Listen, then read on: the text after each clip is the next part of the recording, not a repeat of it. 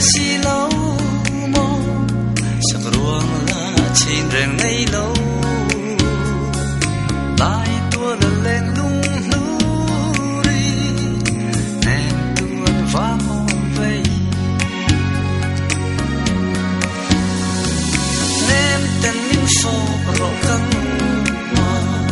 hiện lại na tâm về đều na bia thu min là lâu mà na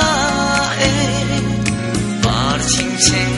te min bụi te ro bia ngã chuan van tuổi nghe sẽ lên đằng ching ta lâu chu nên tu ăn vang vang quá ăn mà tên nó lên nè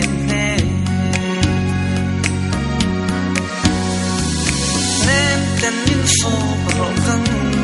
mà hiện lại na tâm về đều na bia thu min là lâu mà na par ching ching te min bụi te ro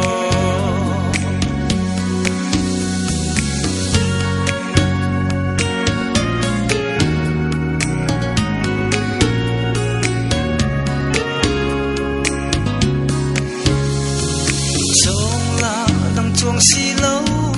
mô tra tu về thâu xí thi chinh mít cắt to ni khi tu ăn ôm về xí lâu